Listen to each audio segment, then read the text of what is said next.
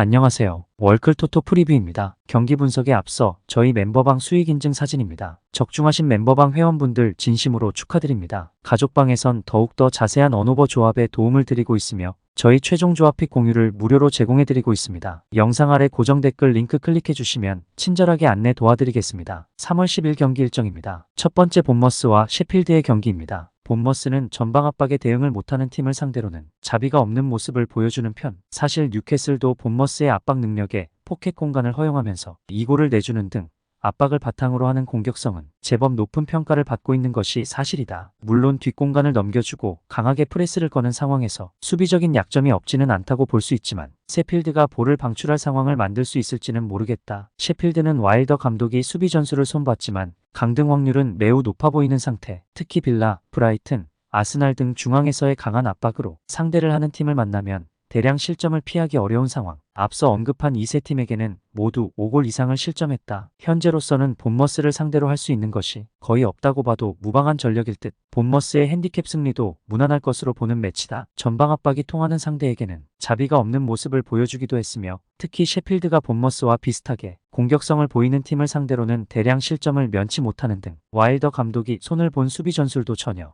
효과를 보지 못하고 있는 것이 사실. 셰필드가 본머스를 상대로도 할 수 있는 것이 없어 보인다. 두 번째 크리스탈과 루턴타운의 경기입니다. 팰리스는 밀집 수비로 토트넘을 어느 정도 힘겹게 하기는 했지만 후반전의 체력적인 난조로 인해서 무너지는 양상이 잦다는 점이 흠이라고 할 수 있을 것 같다. 실제로 이기는 경기에서도 지는 경기에서도 골은 후반전에 집중되어 나오는 모습. 문제라면 팰리스가 압박 상황에서 중원의 숫자가 부족해지는 양상이 짙어서 팰리스도 실점하는 빈도가 만만치는 않다는 점. 루턴타운은 기본적으로 좁은 홈보다는 원정에서 압박의 효율이 더 떨어지는 편이다. 다만 모리스가 전진하는 역습 상황에서 팰리스가 비워둔 중원이 도움이 될 여지는 있을 것으로 보이는 상황. 난전 상황을 만드는 것 정도는 할 수 있을 것으로 보이는 상태인데 물론 루턴도 팰리스의 강한 전방 프레스를 막아 세워야 한다는 미션은 수행해야 한다. 오버를 픽하는 것이 나을 듯. 생각보다 두 팀이 모두 압박을 전방부터 강하게 가는 경우가 잦은 편. 결국 후반전에 생기는 체력적인 부분이나 공격적으로 전진하는 역습 상황에서의 효율은 있을 것으로 보인다. 일단 루턴이 원정에서는 그다지 힘을 잘 쓰지 못하는 점을 감안해야 하지만 난전 상황을 만든다면 변수는 있을 듯. 세 번째 울버햄프와 풀럼의 경기입니다. 울브스는 풀럼을 상대로는 높은 라인을 역습으로 저격하는 것으로 재미를 잘 보고 있고 특히 홈에서는 2011년 이후로 풀럼에게 승리를 내주지 않고 있다. 물론 쿠냐, 황희찬의 이탈로 인해서 피니셔의 부재가 꽤 느껴질 수 있는 상황일 수는 있다. 네투와 사라비아의 창조성과 왼발킥이 아주 좋은 무기라고 할 수는 있겠지만 이 둘은 직접적인 박스 타격보다는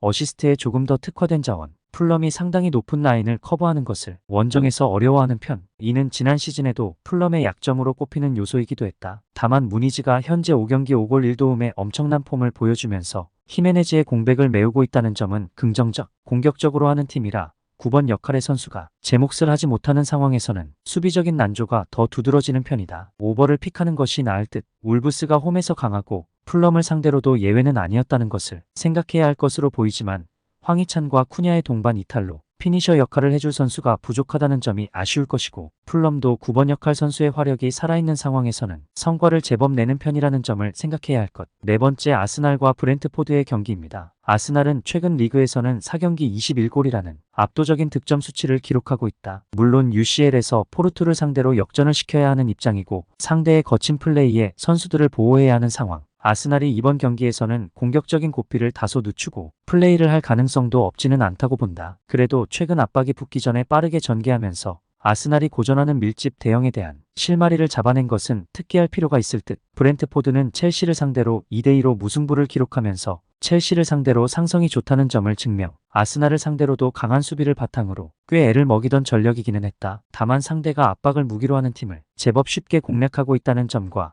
올 시즌 GK 플래컨의 부진과 수비진의 잇따른 부상으로 인해서 수비적으로 허점이 상당히 많은 상황이라는 점은 아쉬울 듯하다. 아스날이 아주 압도적인 승부를 유도하지는 않을 테지만 승리에 가까운 팀이라는 점은 분명할 듯하다. 압박을 가하는 팀을 상대로 패스워크를 바탕으로 빠르게 전개하는 플랜이 아주 잘 통하고 있는 상태. UCL 대비와 상대의 거친 플레이에 선수들을 보호해야 할 필요가 있는 상황이기는 하지만 브렌트포드에게 아주 고전하는 양상은 아닐 듯. 추천 배팅 드립니다. 가족방 입장은 고정 댓글 확인하시고 문의 주시면 실시간으로 무료 조합픽 받아보실 수 있으십니다. 오늘도 유익하셨다면 구독과 좋아요 부탁드립니다. 다음 분석 영상으로 또 뵙겠습니다. 시청해주셔서 감사합니다.